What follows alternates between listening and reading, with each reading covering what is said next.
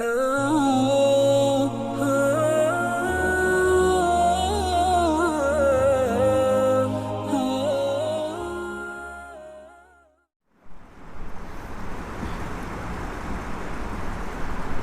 للہ رب العالمین الرحمن الرحیم مالک یوم الدین والصلاة والسلام علی سید الانبیاء والمرسلین وعلی آلہ الطیبین وعلی اصحابہ المکرمین وعلی اولیاء امتہ اجمعین اما بعد فاعوذ باللہ من الشیطان الرجیم بسم اللہ الرحمن الرحیم ان الذین آمنوا والذین ہاجروا وجاہدوا فی سبیل اللہ اولئک یرجون رحمت اللہ واللہ غفور الرحیم صدق اللہ العظیم قال رسول اللہ صلی اللہ علیہ وسلم المسلم من سلم المسلمون من لسانہ ویدہ والمہاجر من ہجر ما نہی اللہ عنہ او کما قال علیہ الصلاۃ والسلام۔ حاضرین محترم، اللہ جل مجدہ کا لاکھ احسان اور شکر ہے کہ اس کی دی ہوئی توفیق کے ساتھ میں اور آپ نماز جمعۃ المبارک کی ادائیگی کے لیے اللہ کریم کے گھر حاضر ہیں۔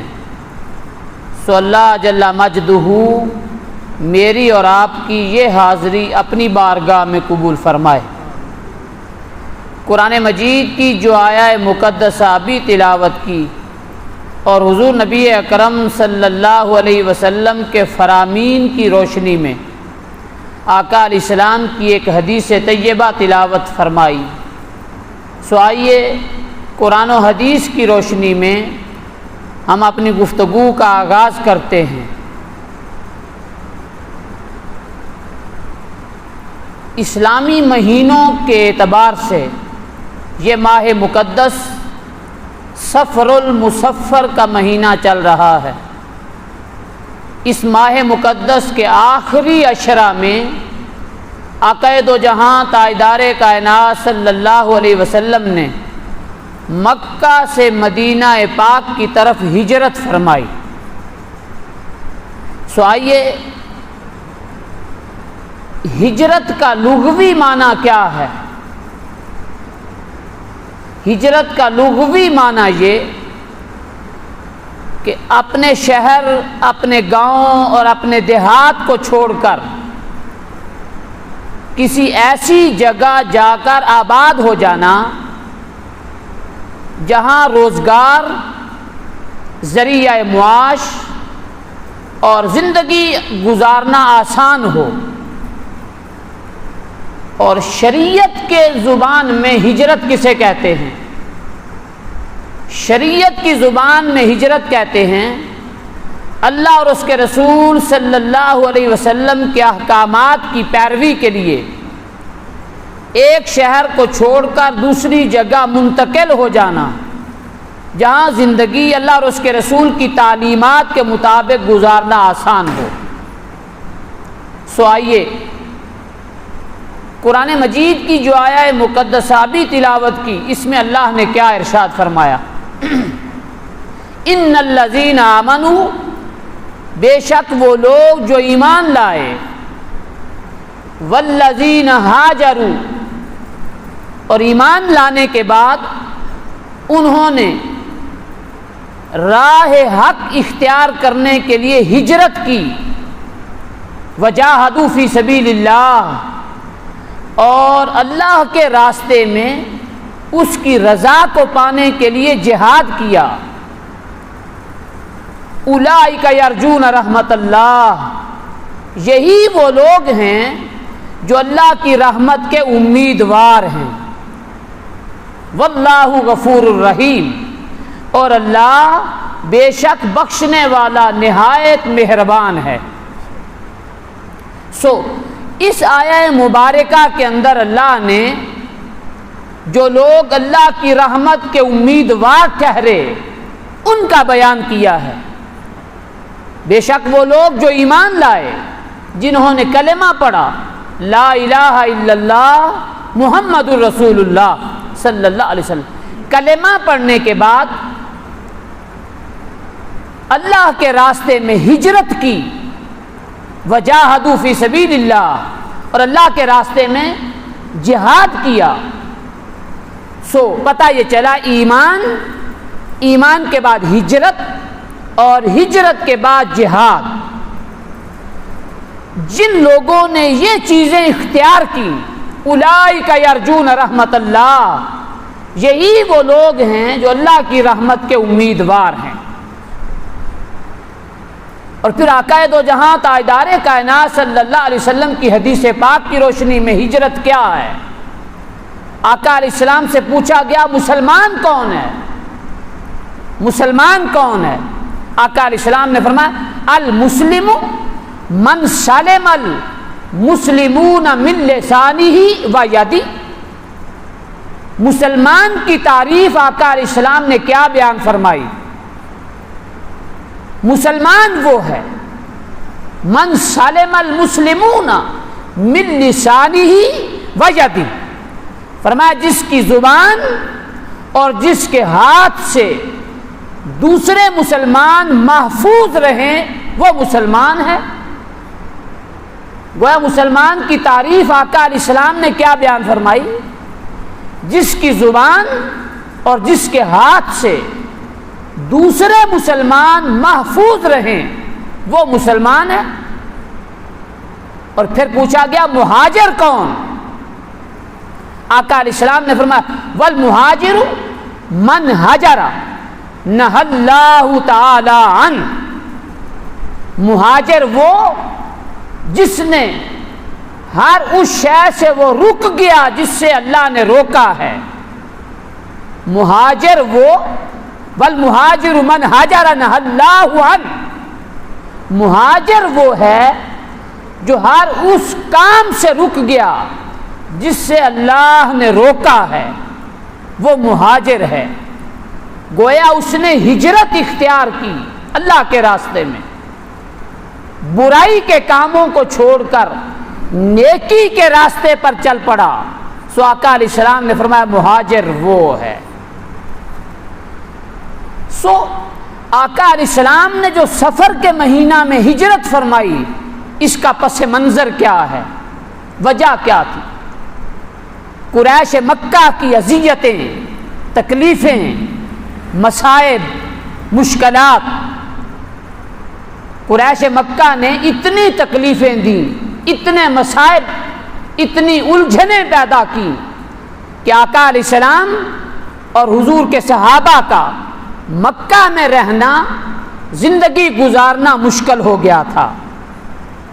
سو آقا علیہ السلام نے پھر جب یہ دیکھا کہ ہمارے صبح و شام مکہ کی سرزمین پر زندگی گزارنا مشکل ہے، سو آقا علیہ السلام نے صحابہ کو مدینہ کی طرف ہجرت کرنے کا حکم ارشاد فرمایا۔ پھر صحابہ کرام ایک ایک، دو دو، تین تین کر کے چھپ چھپ کر رات کے اندھیروں میں مکہ سے نکل کر سوئے یثرب، جو بعد میں پھر مدینہ پاک بنا، سوئے یثرب روانہ ہوئے۔ آقا علیہ السلام نے کھجوروں کے جھنڈ والے شہر کی طرف صحابہ کو ہجرت کرنے کا حکم ارشاد فرمایا۔ سارے صحابہ ہجرت کے راستے پر چل پڑے سوائے آقا علیہ السلام کے، ابو بکر صدیق کے، مولا علی کے، اور کچھ بیمار صحابہ، عاجز، بوڑھے، ناتواں جو مکہ میں رہ گئے تھے۔ باقی کل صحابہ کرام مکہ سے ہجرت کر کے مدینہ سوئے یثرب جا چکے تھے۔ اور پھر جب ہجرت کی آیہ مبارکہ اتری اور صحابہ کرام کو جب حکم ملا تو قربان جائیں صحابہ کے جذبات پر، آقا علیہ السلام کے حکم کی تعمیل پر۔ حضرت جندب بن حمزہ رضی اللہ تعالیٰ عنہ، یہ آقا علیہ السلام کے صحابی ہیں، بوڑھے تھے، بیمار تھے، توانا نہیں تھے، عاجز تھے، مگر راستے سے واقف تھے، مکہ سے یثرب تک کے راستے سے واقف تھے، مگر تھے بوڑھے، عاجز تھے، کمزور تھے۔ آقا علیہ السلام کا جب حکم سنا، اپنے بیٹوں کو فرمایا مجھے چارپائی پر لٹاؤ اور میری چارپائی اٹھا کر آقا کے حکم کی تعمیل میں سوئے یثرب لے چلو۔ جندب بن حمزہ کے بیٹوں نے باپ کے حکم کی تعمیل کی، چارپائی پہ لٹایا، بیٹوں نے چارپائی کندھوں پر اٹھائی، سوئے یثرب چل پڑے، چونکہ آقا کا فرمان تھا ہجرت کا۔ سو راستے میں جندب بن حمزہ کو موت آ گئی، روح قفس انصری سے پرواز کر گئی۔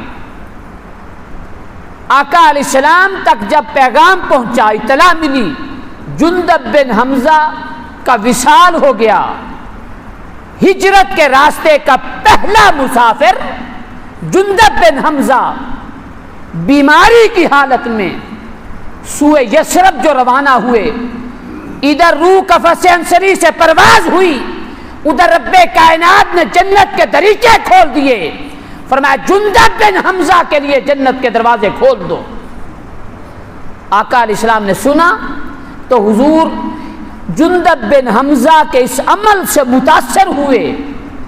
آقا علیہ السلام نے اطمینان کا اظہار کیا تو رب کائنات نے جبرائیل امین کو بھیج دیا، قرآن کی آیہ مبارکہ نازل فرمائی، وَمَن يُهَاجِرْ فِي سَبِيلِ اللَّهِ يَجِدْ فِي الْأَرْضِ مُرَاغَمًا كَثِيرًا وَسَعًا۔ جس کسی نے ہجرت کی اللہ کے راستے میں، اس کے لیے ہجرت کے راستے وسیع اور کشادہ ہیں۔ وَمَن يَخْرُجْ مِن بَيْتِهِ مُهَاجِرًا إِلَى اللَّهِ وَرَسُولِهِ، اور جو کوئی نکلا اللہ اور اس کے رسول کے حکم کے مطابق ہجرت کے راستے پر، وَمَن يُدْرِكْهُ الْمَوْتُ، راستے میں اس کو موت نے آن پکڑا، فَقَدْ وَقَعَ أَجْرُهُ عَلَى اللَّهِ، پس اللہ کے لیے، اللہ کی بارگاہ سے اس کے لیے اس کا اجر مقرر ہے۔ جو کوئی ہجرت کے راستے پر نکلا، راستے میں موت آ گئی، سو اس کے لیے اجر اللہ کی بارگاہ میں مقرر ہے۔ ثم يدركه الموت فقد وقع اجره على الله وكان الله غفورا رحيما، اور اللہ بے شک مہربانی کرنے والا، رحم کرنے والا رب ہے۔ سو جندب بن حمزہ اس حال میں نکلے، راستے میں موت آ گئی، اللہ نے پیغام بھیج دیا ہجرت کے راستے پر جسے موت آ جائے میں اسے بھی اجر عطا کروں گا۔ صہیب رومی جب مکہ آئے تھے، غریب تھے، مفلس تھے، کلاش تھے، بے بس تھے، گھر نہیں تھا، مال و دولت نہیں تھا، کچھ نہیں تھا۔ جب مکہ آئے صہیب رومی، مکہ میں آ کر کاروبار کیا، تجارت کی، گھر بار بنایا، مال و متاع اکٹھا کیا۔ جب آقا علیہ السلام کا ہجرت کا حکم آیا، توجہ رکھنا، ہجرت کا حکم آیا، صہیب رومی نے سارا مال و متاع اکٹھا کیا، اپنا سامان اونٹوں پر لادا، ہجرت کے راستے پر چل پڑے۔ نکلنے لگے تو قریش مکہ نے روک لیا، قریش مکہ نے، سرداران نے روک لیا، کہنے لگے صہیب جب آئے تھے خالی ہاتھ تھے، مفلس تھے، غریب تھے، بے بس تھے، کچھ نہیں تھا، اب یہاں مکہ سے مال و متاع کمایا، ڈھیروں مال کما کر اب یہاں سے جانے لگے ہو، ہم نہیں جانے دیں گے۔ صہیب رومی نے کہا اگر سارا مال تمہیں دے دوں پھر مجھے جانے دو گے؟ سارا مال تمہیں دے دوں پھر مجھے جانے دو گے؟ سرداران مکہ نے کہا پھر تمہیں اجازت ہے۔ صہیب رومی نے اونٹ لدے ہوئے ساز و سامان کے، مال و متاع کے چھوڑے اور ہجرت کے راستے پر چل پڑے۔ آقا علیہ السلام کو جب اس واقعہ کی خبر ہوئی، بڑا وزن والا جملہ ہے، آقا علیہ السلام کو خبر ہوئی تو آقا علیہ السلام نے فرمایا صہیب نے سب کچھ دے کر بھی اس سودے میں نفع کمایا، صہیب نے سب کچھ دے کر بھی اس سودے میں نفع کمایا۔ ہجرت کے راستے پر دشواریاں تھیں، مشکلات تھیں، پریشانیاں تھیں، مگر تاجدار کائنات کے صحابہ وہ جو آقا دو جہاں کے ایک حکم کو سامنے رکھتے ہوئے مکہ سے ہجرت کر کے سوئے یثرب جا رہے تھے۔ حضرت ابو سلمہ بن عبد الاسد یہ آقا علیہ السلام کے رضائی بھائی تھے۔ جب ہجرت کا حکم ملا آقا علیہ السلام کا، سو اپنی بیوی اور اپنے لخت جگر کو تیار کر کے سواری پہ بٹھایا، ہجرت کرنے لگے۔ میاں بیوی دونوں کے رشتہ دار آ گئے اور انہوں نے آ کر ابو سلمہ کی گھر والی کو، ابو سلمہ کی والدہ کو سواری سے اتار لیا اور فرمایا یہ خاتون ہماری رشتہ دار ہے، ہم اسے جانے نہیں دیں گے۔ پھر ام سلمہ کے بیٹے کو اتار لیا گیا سواری سے، تنہ تنہا ابو سلمہ سواری پہ بیٹھ کر مکہ پہنچے۔ 1 سال تک ام سلمہ اپنے خاوند اور بیٹے کی جدائی پر روتی رہی، گھنٹوں روتی رہتی۔ 1 سال بیت گیا، پھر چچیرے بھائی کو آپ پر ترس آیا، انہوں نے معاملات طے کروا کے بیٹے کو اور ان کی والدہ کو ہجرت پر مدینہ جانے کے لیے آزاد کیا۔ سو جب سواری پہ بیٹھی، تنہ تنہا اکیلی سواری پہ بیٹھ کر مکے سے نکل کر مدینہ پاک کی خاک کو چومنے کے لیے تنہا ام سلمہ روانہ تھی مدینہ کی طرف۔ اور پھر یہ یاد رہے ام سلمہ وہ ہیں جو بعد میں اپنے خاوند کے انتقال کے بعد آقا علیہ السلام کی زوجہ بنی اور ام المومنین بنی۔ راستے میں عثمان بن طلحہ ملے، تنہا سواری پر سوار، ساتھ ان کا بیٹا ہے۔ عثمان بن طلحہ نے دیکھا ہجرت کے راستے کی مسافر خاتون اکیلی جا رہی ہے۔ عثمان بن طلحہ پوچھتے، میں نے پوچھا کون؟ کہنے لگی ام سلمہ۔ آپ نے پوچھا تمہارے ساتھ کون؟ کہنے لگی لا واللہ الا اللہ وبنی ھذا، اللہ کی عزت کی قسم میرے ساتھ یا میرا رب ہے یا میرا بیٹا ہے۔ عثمان بن طلحہ نے سواری کی مہار پکڑی اور آگے آگے چلتے چلتے مدینہ تک پہنچایا۔ یہ تھے ہجرت کے مسافر اور ہجرت کے راستے پر چلنے والے لوگ۔ اور پھر کیا تھا، سارے صحابہ مکہ سے ہجرت کر کے مدینہ پہنچے۔ مکہ میں صرف آقا علیہ السلام رہ گئے تھے، ابو بکر صدیق رہ گئے تھے، علی شیر خدا رہ گئے تھے، کچھ بیمار عاجز صحابہ تھے پیچھے مکہ میں۔ ابو بکر صدیق نے اجازت چاہی، آقا میں بھی ہجرت کرنا چاہتا ہوں۔ آقا علیہ السلام نے فرمایا ابو بکر ہجرت کے اس تاریخ 7 سفر پر تو میرا ہم سفر ہوگا، تو میرا ہم سفر ہوگا۔ آقا علیہ السلام نے ابو بکر صدیق کو روک لیا اور پھر مشرکین مکہ نے آپس میں مشورے کیے کہ اب کیا ہونا چاہیے۔ مسلمان مکہ سے ہجرت کر کے مدینہ جا رہے ہیں اور مدینہ اپنا مرکز بنا رہے ہیں، اور مدینہ میں مسلمانوں کی طاقت مجتمع ہو رہی ہے، مسلمان طاقت پکڑ جائیں گے، ہماری معیشت کمزور ہو جائے گی۔ سو انہوں نے مشورے کیے۔ دار الندوہ قصی بن کلاب کا مکان تھا، یہ قریش مکہ کی میٹنگ ہال تھا۔ بڑا عجیب واقعہ ہے، تمام سرداران اکٹھے ہوئے اور آپس میں مشورہ کرنے لگے اب کیا کیا جائے، کیا کیا جائے۔ کسی ایک نے مشورہ دیا، اس نے کہا یوں ہو کہ مسلمانوں کے نبی کو جلا وطن کر دیا جائے، اس مکہ سے نکال کر کسی اور شہر چھوڑ دیا جائے۔ یہ تجویز اور رائے بھی مسترد کر دی گئی۔ شیخ نجدی پارسا پرہیزگار کی شکل میں وہ بھی بیٹھا تھا شیطان. اس نے کہا یہ نہیں، آپ کو معلوم ہے مسلمانوں کے نبی جہاں جائیں گے ان کی زبان اتنی میٹھی ہے، اتنی سریلی کلام کرتے ہیں، اخلاق اتنا اچھا، جہاں بھیجیں گے لوگ ان کے گرویدہ ہو جائیں گے، یہ رائے بھی ٹھیک نہیں. پھر کسی نے مشورہ دیا اچھا ان کو قید کر کے کوٹھڑی میں بند کر دیا جائے.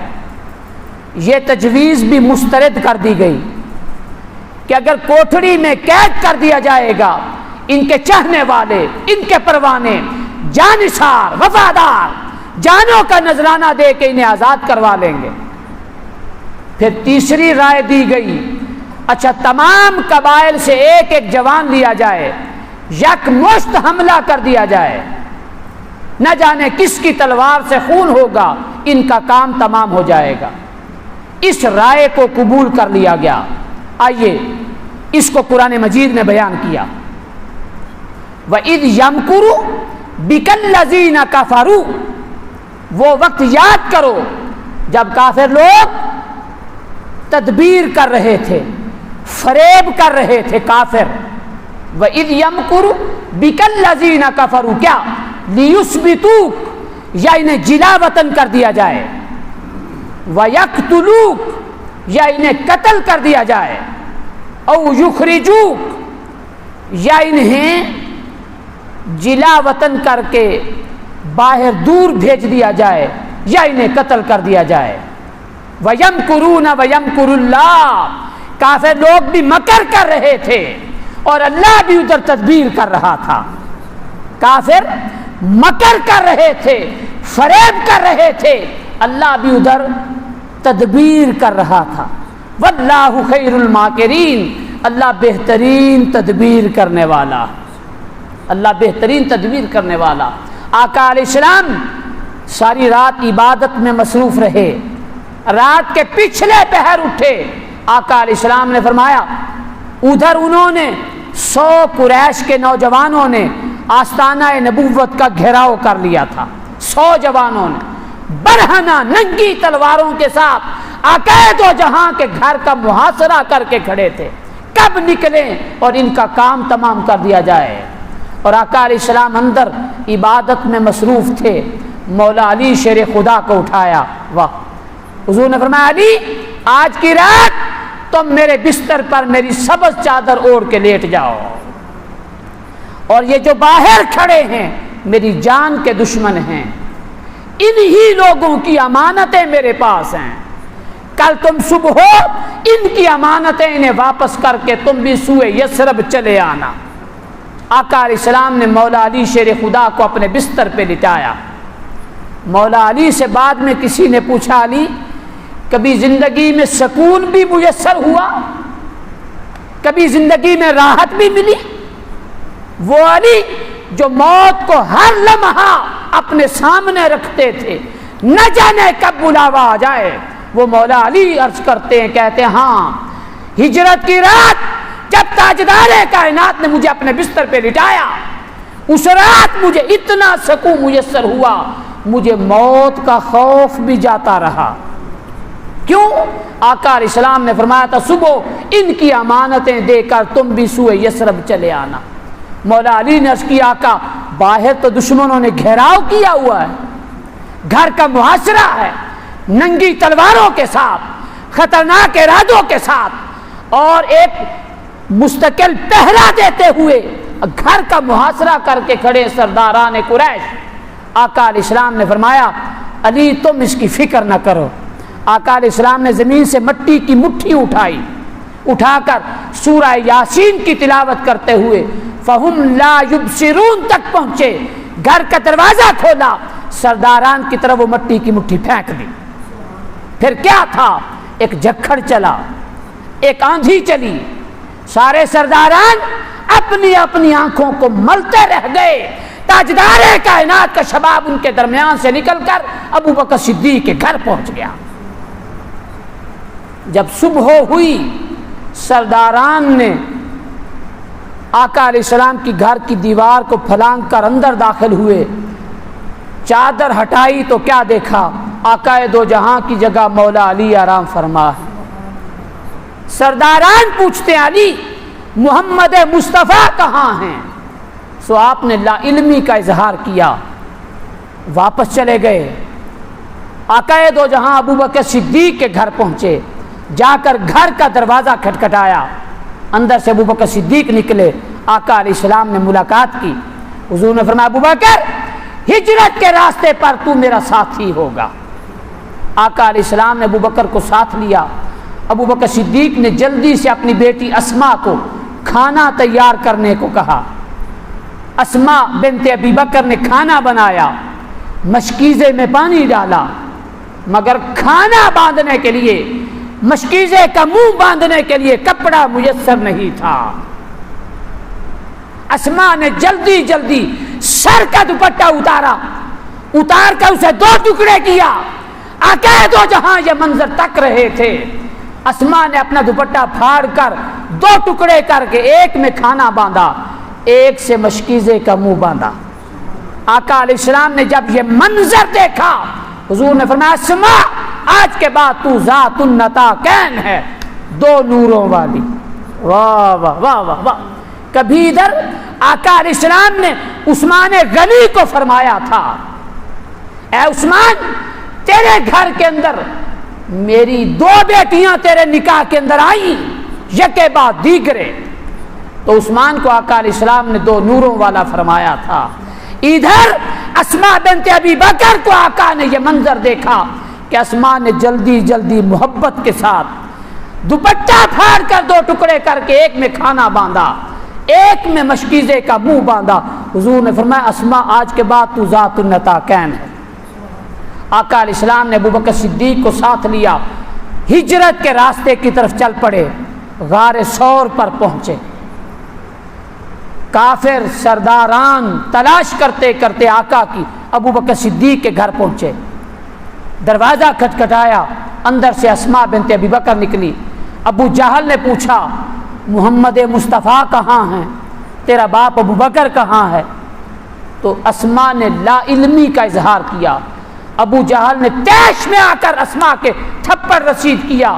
اسماء بنت ابی بکر کی کان کی بالی وہاں جا کر گری، منہ صاف کرتے ہوئے اٹھ کھڑی ہوئی، زبان سے کچھ نہ کہا، آنکھوں میں آنسو تھے، دل میں یہ بات تھی کہ آقا آپ کے سفر ہجرت پر میرا باپ آپ کے راہ ساتھ مسافر ہے، تو میں سفر ہجرت پر اسماء بھی آپ کی خاطر مار کھا رہی ہوں۔ سو آقا علیہ السلام غار ثور پر پہنچے۔ ابو بکر صدیق کی خواہشیں بھی 3 تھیں۔ آقا میری بیٹی عائشہ آپ کے نکاح میں آئے، یہ بھی پوری ہوئی۔ دوسری کیا تھی آقا؟ آپ کا حکم ہو میرا مال آپ کے قدموں پر ہو۔ تیسری خواہش کیا تھی آقا؟ نگاہ ابو بکر کی ہو، چہرہ مصطفیٰ کا ہو۔ اب ہجرت کے راستے پر آقا دو جہاں کے ساتھ ابو بکر صدیق تھے، غار ثور پر پہنچے۔ ابو بکر صدیق نے عرض کی آقا آپ یہاں تشریف فرما ہوں، میں غار کو صاف کر لوں۔ ابو بکر صدیق نے رات کا وقت ہے، غار کی صفائی کی۔ صفائی کرنے کے بعد جہاں چھوٹے چھوٹے سوراخ تھے، روڑوں کے ساتھ کپڑوں کے ساتھ سوراخ بند کیے، ایک سوراخ بچ گیا۔ ابو بکر صدیق نے وہاں اپنی ایڑی رکھ دی۔ جب صفائی ہو گئی غار کی، عرض کی آقا اب آپ اندر تشریف لے آئیں۔ آقا علیہ السلام اندر پہنچے تو کیا ہے، پیچھے سرداران قریش اور کھوجی حضور کی تلاش میں تھے، تلاش کرتے کرتے غار کے قریب پہنچ چکے تھے۔ آقا دو جہاں ابو بکر صدیق اندر غار کے اندر تھے۔ ابو بکر کی نگاہ پڑی، عرض کی آقا کافر سردار کھوجی تلاش کرتے کرتے ہمارے پیچھے آ پہنچے۔ آقا علیہ السلام نے تاریخی جملہ ارشاد فرمایا لا تحزن ان اللہ معنا، ابو بکر غم نہ کر، اللہ ہمارے ساتھ ہے۔ ابو بکر غم نہ کر، اللہ ہمارے ساتھ ہے۔ اب جب کھوجی قریب پہنچے، قربان جائیں تاجدار کائنات کی عزت و عصمت اور آپ کی جان کی حفاظت کا وعدہ رب نے لے رکھا تھا۔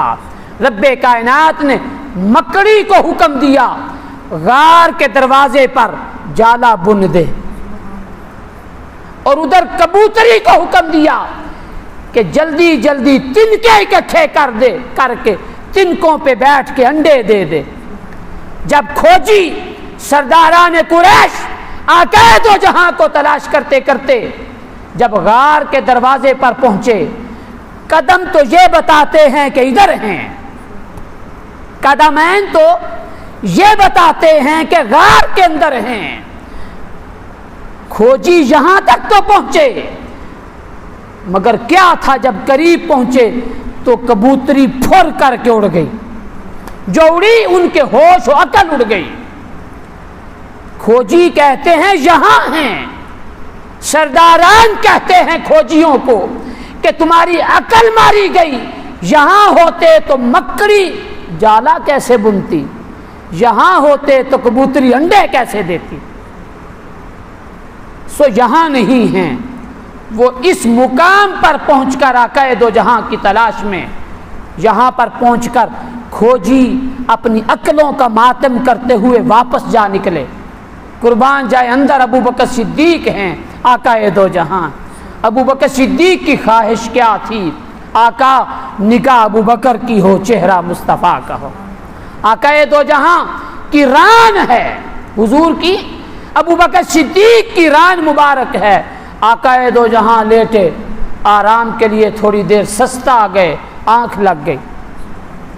ساری غار کے سوراخ تو روڑوں کپڑوں کے ساتھ بند کیے، ایک سوراخ خالی بچ گیا تھا، وہاں اپنی ایڑی رکھ دی، وہاں سے کالے نے ڈنگ مارا ابو بکر صدیق کی ایڑی پر، ایک بار نہیں کئی بار مارا، ایک بار نہیں کئی بار مارا، مگر قربان جائے ابو بکر صدیق تیرے ادب پر، تیری محبت پر فقط اس لیے اپنے پاؤں کو جنبش نہیں دی کہ آقا کے آرام میں خلل نہ آ جائے، اس کو بھی بے ادبی سمجھا کہ پاؤں کو جنبش دوں تو آقا کی آنکھ نہ کھل جائے۔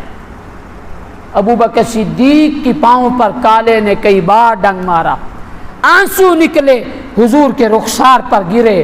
آقا علیہ السلام نے آنکھیں کھولی، حضور نے فرمایا ابو بکر کیا بات ہے؟ عرض کی آقا ایڑی پر کالے نے ڈنگ مارا ہے۔ آقا علیہ السلام نے فرمایا اپنی ایڑی میرے قریب کرو۔ ابو بکر صدیق نے ایڑی قریب کی، آقا نے لعاب نکالا، ابو بکر کی ایڑی پہ لگایا، شفا یاب ہو گئی، درد جاتی رہی۔ یہ لعاب دہن پاک وہی ہے، کھارے پانی کے کنویں میں ڈال دیا جاتا وہ میٹھا ہو جاتا۔ یہ لعاب دہن مصطفیٰ تھا، اگر پانی لوٹے کروے کے اندر ڈال دیا جاتا، ایک لوٹے کا پانی کئی سو صحابہ کو پورا ہو جاتا۔ یہ لعاب دہن مصطفیٰ وہی تھا، حضرت قتادہ کی آنکھ کا ڈیلا تلوار تیر لگا زمین پر گر گیا، حضرت قتادہ اٹھا کر حضور کے پاس آ گئے، آنکھ کا ڈیلا ہتھیلی پر رکھ کر عرض کرتے ہیں آقا میری آنکھ کی بینائی ختم ہو گئی۔ آقا علیہ السلام نے فرمایا قتادہ صبر کرو، اس کے بدلے میں تمہارے لیے جنت ہے۔ حضرت قتادہ کہتے ہیں آقا بے شک جنت تو ہے، مگر دنیا میں آنکھ کی بینائی واپس لینا چاہتا ہوں۔ آقا علیہ السلام نے حضرت قتادہ کی آنکھ کے ڈیلے کو لعاب دہن لگا کر وہاں رکھ دیا۔ حضرت قتادہ کہتے ہیں جوں جوں میری عمر بڑھ رہی تھی، جس آنکھ کی بینائی قدرتی تھی وہ کم ہو رہی تھی، جس آنکھ کے ڈیلے کو آقا دو جہاں کا تھوک لگ گیا تھا وہ بڑھ رہی تھی، وہ بڑھ رہی تھی، اس کی بینائی بڑھ رہی تھی۔ آقا دو جہاں تاجدار کائنات صلی اللہ علیہ وسلم کے سفر ہجرت پر ابو بکر صدیق حضور کے ساتھ تھے، 3 دن تک غار کے اندر رہے۔ عزیزان محترم، آئیے میرے لیے اور آپ کے لیے ہجرت کا پیغام کیا ہے؟ حضور علیہ السلام کی حدیث طیبہ پر ہم اپنی گفتگو کو ختم کرتے ہیں۔ آقا علیہ السلام نے فرمایا المسلم، پوچھا گیا مسلمان کون ہے؟ مسلمان کون ہے؟ حضور نے فرمایا المسلم من سلم المسلمون من لسانہ و یدہ۔